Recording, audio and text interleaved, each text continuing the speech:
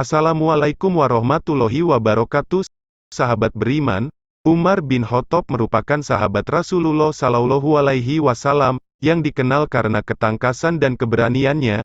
Ia selalu menyertai sang Rasul dalam misi menyebarkan agama Islam, bahkan memintanya untuk berdakwah secara terang-terangan, dan bahkan setan dan iblis pun takut saat bertemu dengan Umar.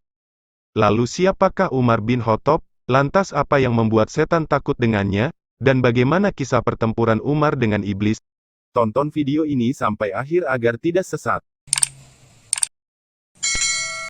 Umar bin Khattab adalah salah satu dari 4 khalifah yang dikenal karakternya yang tegas, bijaksana, kasar dan banyak ditakuti oleh kaum Quraisy pada saat itu.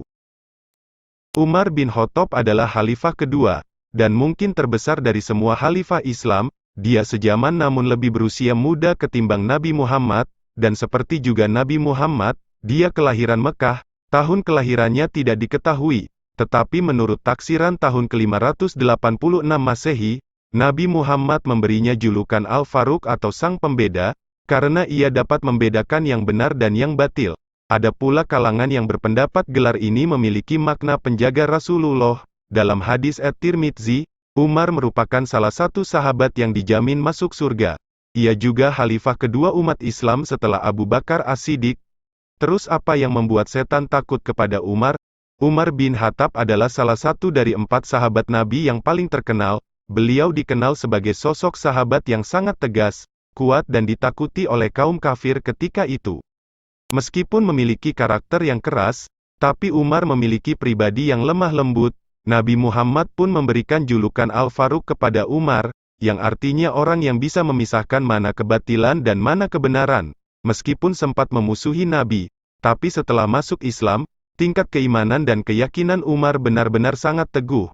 Umar habis-habisan dalam membela Islam ketika itu, termasuk mengorbankan setengah hartanya. Dalam sebuah hadis yang diriwayatkan oleh Aisyah radhiyallahu anha, Rasulullah bersabda, "Sesungguhnya setan lari ketakutan jika bertemu Umar." Karena tingkat keimanan Umar sudah begitu kokoh, setan pun tidak berani menggodanya.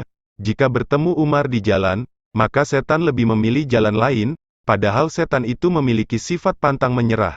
Setan akan terus berusaha menggoda manusia sampai ia benar-benar celaka.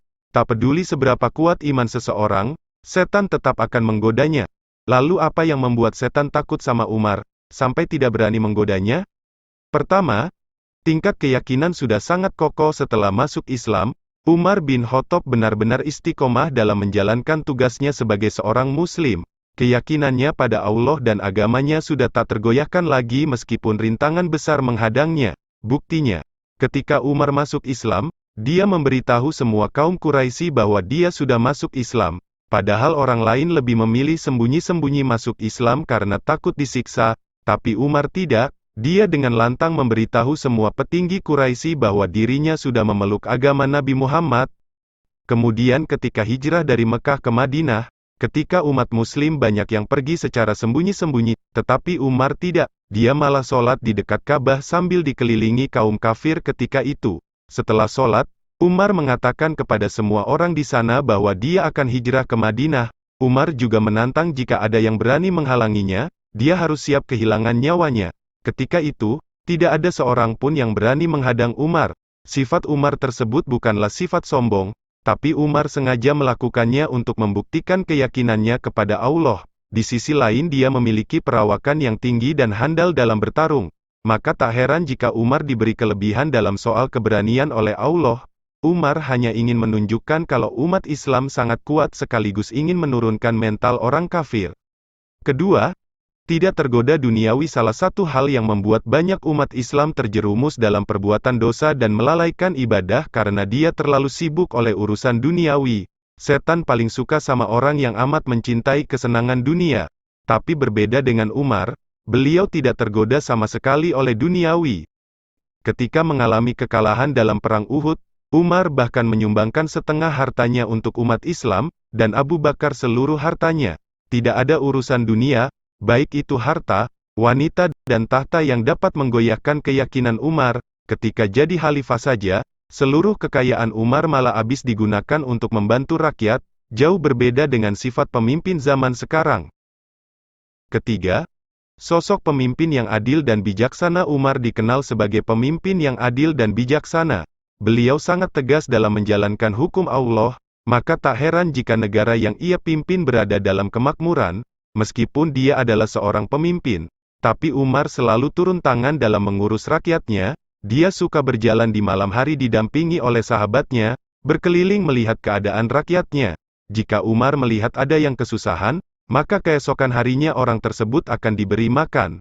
Beliau juga tak akan segan-segan menghukum orang-orang yang zalim, meskipun orang tersebut adalah keluarganya, anaknya, pejabatnya atau sahabatnya sendiri. Bagi Umar, hukum Islam adalah hal yang harus diutamakan. Meskipun Umar dikenal sangat tegas dan keras, tapi beliau begitu dicintai rakyatnya karena sebenarnya beliau sangat lemah lembut dan baik hati.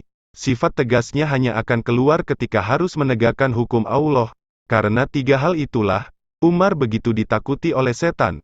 Sebab setan tahu kalau dia tidak akan bisa menggoda Umar walaupun hanya sedikit. Rasulullah Shallallahu Alaihi Wasallam bersabda, "Wahai Ibnul Khattab, demi Allah yang jiwaku berada dalam genggaman tangannya, sesungguhnya tidaklah setan menemuimu sedang berjalan di suatu jalan kecuali dia akan mencari jalan lain yang tidak engkau lalui." Dalam hadits lain, Rasulullah Shallallahu Alaihi Wasallam pernah bersabda, "Sungguh aku melihat setan dari kalangan manusia dan jin lari dari Umar." Hadis riwayat Tirmidzi. Dan adapun kisah pertempuran antara iblis dan Umar bin Khattab.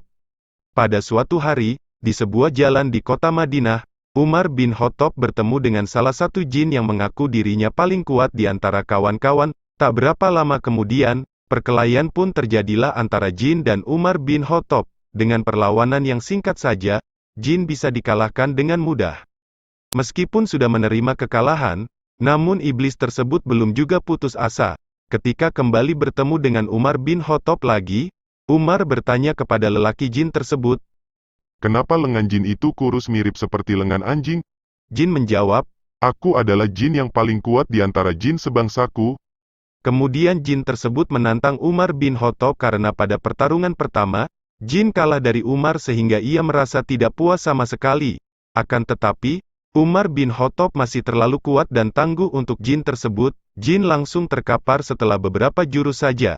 Jin dilepas dengan syarat. Dalam sebuah riwayat, Umar bin Khattab sangat geram dengan ulah jin ini, sehingga Umar bin Khattab berkata, "Aku tidak akan melepaskanmu kecuali kalian memberitahukan kepadaku sesuatu yang bisa melindungi dari kalian." Dengan sangat ketakutan, jin menjawab dengan tegas dan pasti, Ayat Kursi.